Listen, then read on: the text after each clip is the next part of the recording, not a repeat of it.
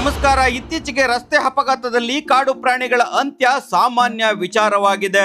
ಕಳೆದ ಕೆಲವು ದಿನಗಳ ಹಿಂದೆ ಕಗ್ಗೆರೆ ಬಳಿ ಅಪರಿಚಿತ ವಾಹನ ಗುಳ್ಳೆನರಿಗೆ ಡಿಕ್ಕಿ ಹೊಡೆದ ಪರಿಣಾಮ ಅದರ ಕಾಲು ಮತ್ತು ತೊಡೆಯ ಮೂಳೆಗಳು ಮುರಿತಕ್ಕೊಳಗಾಗಿದ್ದವು. ಈ ವಿಷಯ ತಿಳಿದಂತ ವಲಯ ಅರಣ್ಯಾಧಿಕಾರಿ ಜಗದೀಶ್ ಅವರು ಗುಳ್ಳೆನರಿಯನ್ನ ವಶಕ್ಕೆ ಪಡೆದು ಪಶು ವೈದ್ಯ ನವೀನ್ ಅವರಿಂದ ಸತತ 5 ಗಂಟೆಗಳ ಕಾಲ ಶಸ್ತ್ರ ಚಿಕಿತ್ಸೆ ಮಾಡಿಸಿ ಯಶಸ್ವಿಯಾಗಿ ಆರೈಕೆಯಲ್ಲಿ ಮುಂದಾಗಿದ್ದಾರೆ. ತನ್ನ ಆರೋಗ್ಯದಲ್ಲಿ ಚೇತರಿಕೆ ಕಾಣುತ್ತಿರುವ ಗುಳ್ಳೆನರಿಯನ್ನು ನೋಡಲು ಬಂದ ಜಿಲ್ಲಾ ಅರಣ್ಯ ಸಂರಕ್ಷಣಾಧಿಕಾರಿ ಪವಿತ್ರ ಹೇಳಿದ್ದು ಹೀಗೆ. ತುಮಕೂರು ಉಪವಿಭಾಗದ ಕುಣಿಗಲ್ ವಲಯದ ಕಗ್ಗೆರೆ ಹತ್ರ ತುಮಕೂರು ಕುಣಿಗಲ್ ಟೌನ್ ಸೆಕ್ಷನ್ ಮತ್ತು ರಂಗಸ್ವಾಮಿಗುಡ್ಡ ಬೀಟಿಗೆ ಬರುವಂಥ ಹತ್ತಿಯಲ್ಲಿ ಒಂದು ಹೆಣ್ಣು ನರಿಯೊಂದು ಆಕ್ಸಿಡೆಂಟ್ ಆಗಿ ಸುಮಾರು ಅದಕ್ಕೆ ಅಂದಾಜು 2.5 ವರ್ಷ ಇರ್ಬೋದು. ಅದು ಆಕ್ಸಿಡೆಂಟ್ ಆಗಿದೆ ಅಂತ ನಮ್ಮ ಸಿಬ್ಬಂದಿಗಳಿಗೆ ವರ್ತಮಾನ ಬರುತ್ತೆ. ಆ ವರ್ತಮಾನದ ಮೇರೆಗೆ ಅವರು ಹೋಗಿ ಅದನ್ನು ಇಮಿಡಿಯೇಟ್ ಆಗಿ ನಮ್ಮ ಒಂದು ಅದನ್ನ ರಕ್ಷಿಸಿ ಅದನ್ನು ತಗೊಂಡ್ಬಂದು ಕುಣಿಗಲ್ನ ಪಶುವೈದ್ಯಾಧಿಕಾರಿಗಳಾದಂತಹ ನವೀನ್ ಅವ್ರ ಕಡೆಯಿಂದ ಸುಮಾರು ಕಾಲ 5 ಗಂಟೆಗಳ ಕಾಲ ಅವರು ಶಸ್ತ್ರಚಿಕಿತ್ಸೆ ಮಾಡಿ 2 ಕಡೆ ಏಟಾಗಿರುತ್ತೆ. ಮುಂಭಾಗದ ಕಾಲಿಗೆ ಒಂದು ಮತ್ತು ಹಿಂದೆ ಆದಂಥ ಒಂದು ಸೊಂಟದ ಕೆಳಗಿನ ಭಾಗಕ್ಕೆ ಅದಕ್ಕೆ ಏಟಾಗಿರುತ್ತೆ. ಸೊ ಅದು ಸುಮಾರು 5 ಗಂಟೆಗಳ ಕಾಲ ಅದಕ್ಕೆ ಶಸ್ತ್ರಚಿಕಿತ್ಸೆ ಕೊಟ್ಟು ಆ ಸೊಂಟದ ಭಾಗಕ್ಕೆ ಸ್ಕ್ರೂನ ಹಾಕಿ ಅದನ್ನ ಅಡ್ಜಸ್ಟ್ ಮಾಡಿರ್ತಾರೆ. ಹಾಗೂ ಕಾಲ್ಗೆ ಏಟಾಗಿರೋದಕ್ಕೆ ರಾಡನ್ನು ಹಾಕಿ ಸರಿ ಮಾಡಿರ್ತಾರೆ. ಸುಮಾರು ಅಂದಾಜು 10 ದಿನಗಳ ಕಾಲ ಅದಕ್ಕೆ ಸ್ವಲ್ಪ ಚಿಕಿತ್ಸೆ ನೀಡಬೇಕಾಗುತ್ತೆ ಅಂತ ಹೇಳಿದ್ದಾರೆ. ಅದೇ ರೀತಿ ಏನೇನು ಅವರು ಮೆಡಿಸಿನ್ಸ್ ಕೊಟ್ಟಿದ್ದಾರೆ ಅದನ್ನೆಲ್ಲ ನಮ್ಮ ಸಿಬ್ಬಂದಿಗಳು ಅದಕ್ಕೆ ಅಂತಲೇ ಒಬ್ರು ವಾಚರು ಅದನ್ನು ನೋಡ್ಕೊಳ್ಳೋಕ್ಕೆ ಅಂತಲೇ 24 ಗಂಟೆ ಅದ್ರ ಜೊತೆಲಿದ್ದು ಅದನ್ನ ನೋಡ್ಕೊತಾ ಇದ್ದಾರೆ. ಇದನ್ನ 10 ದಿನಗಳು ಏನು ಡಾಕ್ಟರ್ ಹೇಳಿದಾರೋ ಅದನ್ನ ಎಲ್ಲ ರೀತಿಯ ಮುಂದುವರೆದ ಚಿಕಿತ್ಸೆಗಳನ್ನ ನಾವು ಕೊಡಿಸ್ತಾ ಇದ್ದೀವಿ. ಚಿಕಿತ್ಸೆನೂ ಕೂಡ ಮುಂದುವರಿಸ್ತೀವಿ.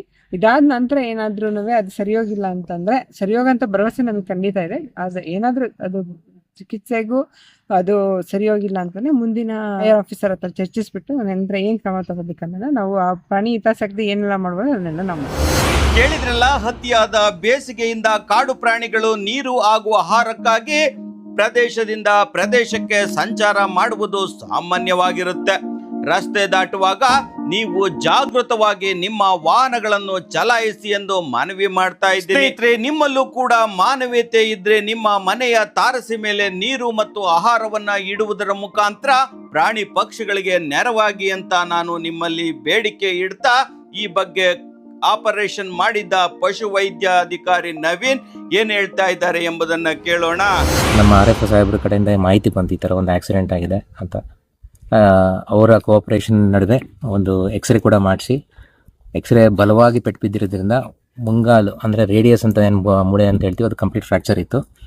ಅದನ್ನು ಹೊರತುಪಡಿಸಿ ಪೆಲ್ವಿಕ್ ನಮ್ಮಲ್ಲಿ ಏನು ನಮ್ಮ ರಂಡಿ ಮೂಳೆ ಅಂತ ಹೇಳ್ತೀವಲ್ಲ ಅದರಲ್ಲಿ ಸೇಕ್ರಿಯೋ ಇಲಿಯಾಕ್ ಲಕ್ಸೇಷನ್ ಅಂತ ಅಂದರೆ 2 ಜಾಯಿಂಟ್ಗಳು ಗಿಟ್ಬಿಟ್ಟು ಒಂದಕ್ಕೊಂದು ಅದಲು ಬದಲಾಗಿದ್ವು.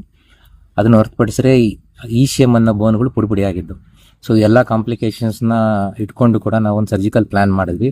RFO ಸರ್ DCF ACF ನಮ್ಮ ಸಹಕಾರದೊಂದಿಗೆ ಇದನ್ನು ಚಿಕಿತ್ಸೆನ ಭಾನುವಾರದಂತ ನಡೆಸಿದ್ವಿ. ಒಂದು ರೇಡಿಯಸ್ ಮೂಳೆಗೆ ಪ್ಲೇಟಿಂಗ್ ಹಾಕಿದ್ವಿ. ಒಂದು 6 ಹೋಲ್ದು 2.7 mm ಒಂದು ಪ್ಲೇಟ್ ಹಾಕಿ ಸ್ಕ್ರೂಸ್ ಹಾಕಿ ರೆಡಿ ಮಾಡಿದ್ದೀವಿ. ಚೆನ್ನಾಗಿ ಹೀಲಿಂಗ್ ಕೂಡ ಆಗಿದೆ. ಅದನ್ನು ಹೊರತುಪಡಿಸಿದ್ರೆ ಸೇಕ್ರಿಯೋ ಇಲಿಯಾಕ್ ಲಕ್ಸೇಷನ್ಗೆ ಒಂದು ಲ್ಯಾಕ್ ಸ್ಕ್ರೂನ ಕೂಡ ಹಾಕಿ ಫಿಕ್ಸೇಷನ್ ಮಾಡಿದ್ವಿ. ಪೋಸ್ಟ್ ಸರ್ಜಿಕಲ್ ಕಾಂಪ್ಲಿಕೇಶನ್ಸ್ ಅಂತ ಯಾವುದು ನಮಗೆ ಈಗ ಸದ್ಯಕ್ಕೆ ಮಟ್ಟಿಗೆ ಕಾಣಿಸ್ತಾ ಇಲ್ಲ. wound healing ಎಲ್ಲ ಚೆನ್ನಾಗಾಗಿದೆ ಕೂಡ. ಹಾಗೆ ಆದರೆ ಇದನ್ನ ನಡಿಲಿಕ್ಕೆ ಸ್ವಲ್ಪ ಕಾಲಾವಕಾಶ ಬೇಕಾಗಿರೋದ್ರಿಂದ ನಾವು ವೆಯ್ಟ್ ಅಂಡ್ ವಾಚ್ ಮಾಡೋದು ಸೂಕ್ತ. ಕೇಳಿದ್ರಲ್ಲ, ಪ್ರಾಣಿಗಳ ಮೇಲೆ ದಯವಿರಲಿ ಎಂಬ ದೊಡ್ಡವರ ಮಾತಿನಂತೆ ನಿಮ್ಮ ಮಾನವೀಯತೆ ಮೆರೆಯಲು ಈ ವಿಡಿಯೋಗೆ ಹಾಗೂ ಆ ಪ್ರಯತ್ನಕ್ಕೆ ಒಂದು ಲೈಕ್ ನೀಡಿ. ನಮ್ಮನ್ನು ಬೆಂಬಲಿಸಲು ಪ್ರೋತ್ಸಾಹಿಸಲು ಈ ವಿಡಿಯೋವನ್ನ ದಯವಿಟ್ಟು ಶೇರ್ ಮಾಡಿ. ನಿಮ್ಮ ಅನಿಸಿಕೆ ಅಭಿಪ್ರಾಯಗಳನ್ನ ವ್ಯಕ್ತಪಡಿಸಿ. ಇದುವರೆಗೂ ನೋಡಿದ್ದಕ್ಕೆ ಧನ್ಯವಾದಗಳು.